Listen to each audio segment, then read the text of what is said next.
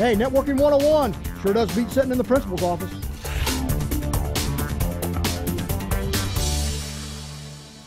You know, when it comes to just starting out networking, probably to me, one of the more complex topics to understand was QoS. And there's a lot of reasons behind that. You know, I mean, it's using some very legacy terminology and even technology to support some of our newer services out there. Before we get into drawing a single slide or I go through anything on here, here's the most important thing that you can remember about QoS. QoS is only as good as the weakest link. To get it to work correctly, you've got to carry it through your network end to end. If there's a place that's not marked, that packet, that frame is going to be dropped on your network. If you don't remember anything else on here, just remember as you're setting this up, if your network is not working correctly, if you're not getting the results, find out where QoS is not, and that's probably where the problem actually exists on here. All right, so what is QoS?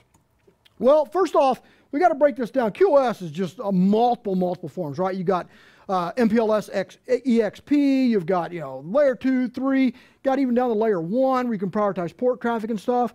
Realistically, the stuff that we deal with on a day-to-day basis, QoS comes down to two different methods. There's a layer 2 method and there's a layer 3 method. The layer 2 method is really pretty simple, really. It's basically you just take a standard Ethernet frame, which has an MTU size of 1518, and you add what's called a tag on the end of it. That'll actually stretch this frame out. It'll go from 1518 to 1522. It'll actually grow in size. Some of the older school switches, when you'd actually do this on here, they would start giving you these errors, these odd errors like baby giant errors, and you'd be looking in the log, baby giant, what the heck is this, you know? But it would see this as a bigger frame, and so it'd give you these really odd errors. But what this tag does is that it allows you, it sets 3 new fields on here. One of them is what's called a CFI, a conical frame indicator, and that was really for backward compatibility for Ethernet or token ring. So unless you got a bunch of MAG cards on your network, this will never ever be changed. This will always be Ethernet. The other field is actually what we're calling our QoS field. This is 802.1p is the standard that governs that. And what that does is that it's split out and it gives us 3 extra bits on here to actually start prioritizing our traffic. 000 to 111. And if you add this up real quick, you'll notice that you've got a priority from 0 to 7. And so on a 802.1p or a layer 2 type of QoS, what we notice is that we've got 7 different QoS priorities that we can set up. Now the other frame on here is probably one you're more familiar with. This is 802.1q. This is the VLAN field. This gives us 12 different fields, or 2 to the 12th, which takes you down to about 4,096. So you'll know that when you're setting up your VLANs, your choice is in here between 0 and 4,095. For your VLANs. There are a couple reserved ones in here too. We're not going to get into that stuff. But that's really how the layer 2 stuff works. Now, the most important thing to remember about this is that for this to work correctly, let me go to another cleaner slide, is that I've got to be able, my devices have to end to end be able to pass that tag down. So when I'm sending down that bigger frame on this network, is my little tag here. These are my switches. I'm going to notice that my traffic QoS is really concerned about this upstream device. I'm not concerned about the downstream because that device, that packet has already flowed through here. I've tagged it, I've classified it in here so it actually flows out. And this next stream, when it gets that packet, the first thing it does is it pops that tag off of it. It'll just pop that booger right off, just like a dandelion, and it'll handle the traffic. And then if its egress rules are that it applies another tag to it, that switch will then re-tag that frame, send it on down to the next switch. And the same thing will happen over and over and over again. This is a very layer 2 centric type of QoS, obviously. And it works great for like phones. That's why like when you're setting up your phones, you have a voice VLAN. We set up that voice VLAN so that we can not only segregate our voice traffic, but so we get the option to actually allow that QoS tag to be on there. And that's where that really comes in. That tag, that QoS piece, allows me to prioritize that voice traffic. Because remember, voice is very small, but it's incredibly time sensitive on that network, right? I mean, you're looking about 150 milliseconds to transfer that data across. Now, works great, right? But what if I've got a router? What if I got to send that past a layer 3 boundary? How do I actually set that piece of it up? Well, This is where it gets a little bit complex. This is where folks kind of stumble a bit. It certainly is where I did when I first started messing around with this stuff. What you're looking at here is basically you're tagging inside the frame. Back in, I believe it's RFC 792, what you're looking at is the IETF actually specified that you have a QoS or a field in here that they actually termed IPP or IP precedence. And that gives you the option to have QoS fields from 1 to, or from 0 to 7. Sounds pretty familiar, right? And it worked pretty good. And that will work pretty darn good on land because my options are a lot smaller and that stuff. But once I start routing this in the wild and start having a bunch of different options, I'm really more concerned not necessarily about a voice flow or a video flow. I'm concerned about flows and grouping them together, especially at the service provider level. You know, I'm aggregating all this traffic in, and I want to set up different types of services on here. I want to be able to apply different classes to the flows that come in.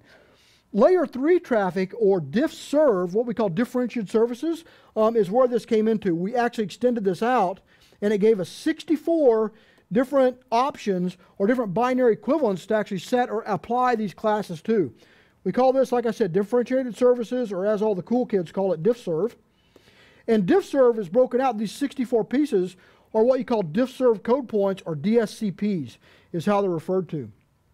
Now, these code points don't necessarily prioritize that packet itself, but it's designed to actually aggregate a flow of traffic. And so it puts it in a certain class to make sure. It's just like sitting on the bus at school, right? All the cool kids sit in the back, all the goobers sit in the front, you know, and you just kind of picked where you sit. This is what we're looking at, is how we're classifying that traffic on this network. Now, it looks a little complex when you start looking at this stuff, and when, you know, a lot of folks see this, you know, it's like, oh my goodness, this is really complex. It's really not. Just kind of keep a couple things straight. Number one is that we've got a couple different classes here. We have our class selector 6, and we have our expedited forwarding. Expedited forwarding is the absolute highest class of traffic that you can apply in a diff-serve code point. That is usually DFCP 46, and anytime the network sees that, it knows to put it in the priority queue. There's two pieces of QoS that you really have to take into account, whether it's layer 2 or layer 3. It's also the queuing aspect of it. How does the switch interpret that data as it's going through here? We'll get to that in just a second. But this is the most important piece, is keeping this stuff straight. As you see, this is what we have as you know, recommended type priorities on the network. And you'll see that, you know, we've made some changes here, that because, you know, we're setting up broadcast video. That's a pretty cool effect. Huh? I wish I knew how to do that. I stole this slide off of somebody.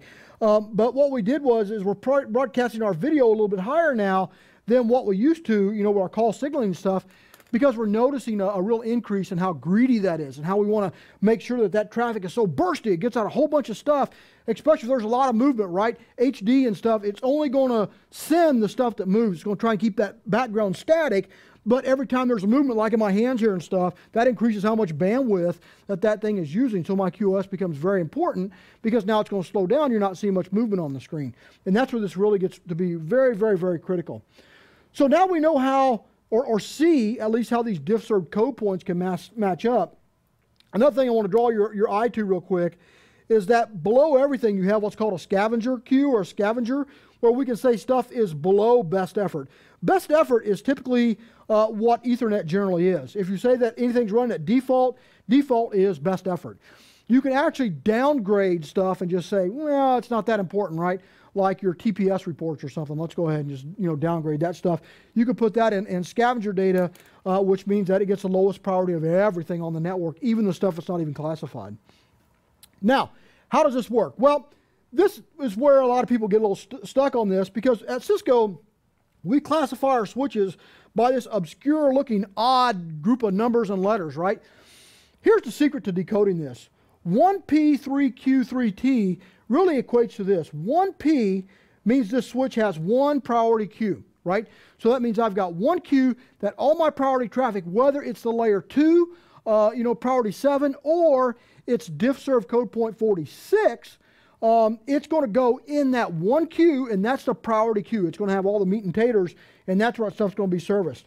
We have 3 other configurable queues that we can configure up with 3 different drop thresholds. So that means that in a normal switch, this is a 4Q switch here, like you'll see on a standard stackable. That's why I wanted to use this in here. So a standard stackable, you're going to see you got 4 Qs, and you're actually allocating resources based upon how much Q you have or how much Q depth that you have as your packets are flowing into these queues or in these slots. That's how that information is going to be handled, how it's going to be serviced, or how it's going to be processed inside of that switch. Every switch is going to have its own little quirk about how it transfers that traffic. Some switches will say that unless the traffic gets 80% congested, it's not going to mess with any QoS. Other switches are going to say, we always use QoS. It goes into a scheduler, and based upon how it's hitting that queue, we're going to go ahead and forward that traffic out. So if something hits a priority queue, then it gets serviced at first, and we empty that queue out before we do everything else. That's called a starvation queue, and it's typically not recommended because for the obvious reasons you can see. Then you have a scheduler queue where it actually goes out and it looks at how much traffic I have. It's going to say, okay, I'm going to let 10% of priority, 5% of other queues, and it's going to kind of work those drop thresholds, which is why this number is important, because that becomes very critical in how you can figure this up and stuff. And that's all up to you. Now, we do have default settings, of course, that you can take, but you can actually set this up and configure it. The bigger the switch, like a 6500, you're going to see a lot more stuff. You're going to see like it'll have 1 priority queue. It'll probably have, maybe 8, well, probably not 8, but 7 other queues with 7 different drop thresholds, right? Your bigger switches are going to give you a lot more options to set that up because they've got a lot bigger queue depth. That's all memory. And it's not only the memory itself, but it's also the CPU that allows it to schedule and go in there and grab that data and process it. And that's really what QoS is all about, right? It's allowing me to take all these diff-serve code points and all those layer 2 stuff and be able to map them to a certain queue and allow me to configure that stuff up on how I want that traffic to flow. I can classify, I can determine what's important on my network, and really have my switch have the intelligence to set this up. But remember, no matter how this stuff works, we certainly have to know it for exams and certification, all that stuff.